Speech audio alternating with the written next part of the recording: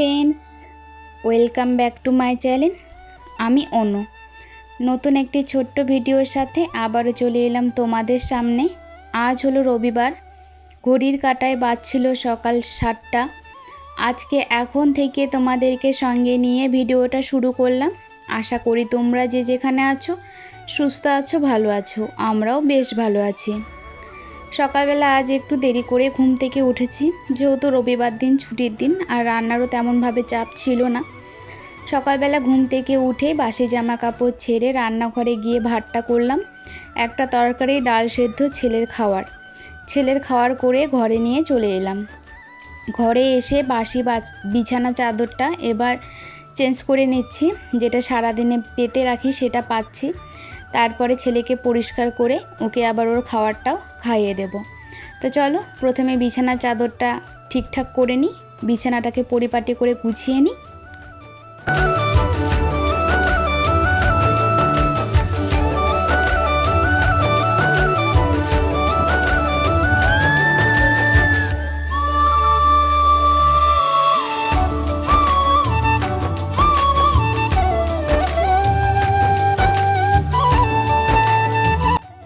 তো বিছানা গুছিয়ে ছেলের খাবারটা দেখো রেডি করছি।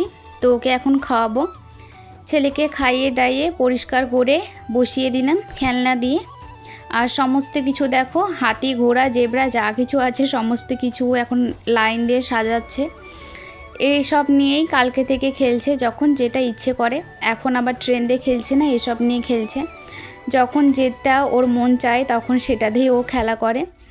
তো যাই হোক, বাড়িটাকেই তো আমার চিড়িয়াখানা পরিণত করে দিয়েছে। তো চলো বসে থেকে ও খেলা করছে, খেলা করুক, আমি আমার সংসারের কাজগুলো টুকটাক করে চলো করতে থাকি। প্রথমে ঘরটা ঝাড়ু দিয়ে ঘরটা মুছে নেব, তারপরে চলে যাব রান্নাঘরে। জামা কাপড় আজ তেমনভাবে কাচা ছিল না। তো ঘরের সমস্ত কাজ কমপ্লিট করে রান্নাঘরে চলে এলাম। পেঁয়াজ দিয়ে এখানে মসুরের ডালটা সম্বারা দিলাম। আগে থেকেই ডালটা সেদ্ধ করে রেখে গেছিলাম। তো ডালটা তো সম্বারা দিলাম। তো চলো টকবক করে ফুটতে থাকুক, হাতের কয়েকটা কাজ আছে সেই কাজগুলো কমপ্লিট করে নিই, ততক্ষণে ডালটা আমার হয়ে যাবে। আর ফোড়নে দেওয়ার পর একটুখানি টকবক করে ফুটিয়ে নিই, তাতে করে কিন্তু বেশ ভালো লাগে ডালটা খেতে। তো ডাল এখানে আমার কমপ্লিট, নামিয়ে নেব। ডালটা নামিয়ে নিয়ে এখানে এখন করব ঢেঁকির শাক ভাজবো। তো কড়াইয়ের মধ্যে সর্ষের তেল, কয়েকটা কাঁচা লঙ্কা চেরা আর গোটা কালো জিরে দিলাম। আর কোনো দিনও না আমি পেঁয়াজ দিইনি, আজকে জানি না কেন একটু মনে হলো যে একটু পেঁয়াজ দিই, দেখি কেমন লাগতে পারে খেতে। যদিও বা শাকটা আমি খাই না, আমার বরই খাবে, কিন্তু ও বলেছিল বেশ ভালোই লাগছিল। তো যাই হোক, পেঁয়াজটা হালকা করে ভেজে নিয়ে ঢেঁকির শাকগুলো আগে থেকেই কুচি কুচি করে কেটে রেখে দিয়েছিলাম। শাকটা দিয়ে দিলাম, লবণ হলুদ দেব, দিয়ে একটু ভাজা ভাজা করব, ভাজা ভাজা করে নামিয়ে নেব। আর এই শাকটা আমি খাবো না, কিন্তু আমার বরই খাবে, আর সকালবেলায় শুধু খাবে।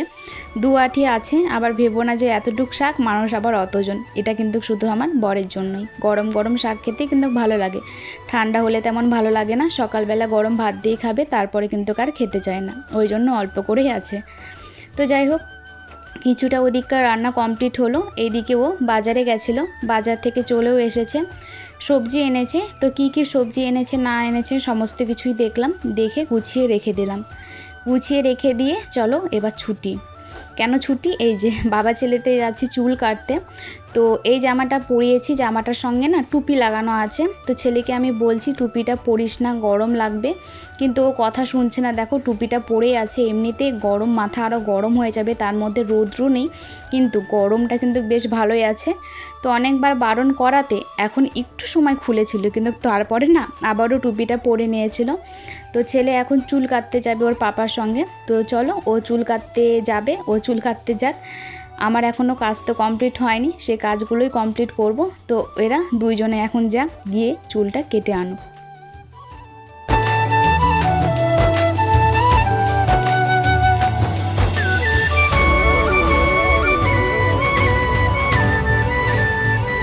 ওই হিরো, টুপিটা খুললে হিরে লাগবে, নাহলে জিরে লাগতেছে। আর একটা টাটা।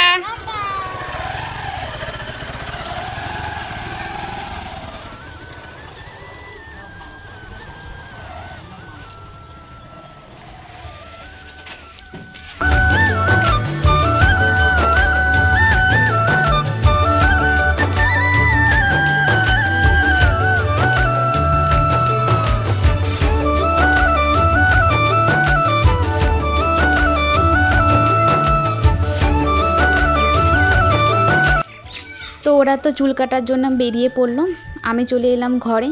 তো মাছ এনেছে আর এখানে আছে মাছের ডিম। তো বেসন, চালের গুঁড়ো, লবণ, হলুদ সমস্ত কিছু দিয়ে রেডি করে রেখে দিয়েছি। তো এটা মাখবো। তো তার আগে মাছটা ভালো করে লবণ হলুদ দিয়ে মেখে নেব। মাছটা লবণ হলুদ দিয়ে মেখে নিয়ে তারপরে বড়ার ওটা মাখবো। নাহলে ওই ডিমের হাতে যদি মাখি না, ডিমের ছোটো ছোটোগুলো মাছের মধ্যে যদি পরে মাখি, মাছের গায়ে কিন্তু লেগে যাবে।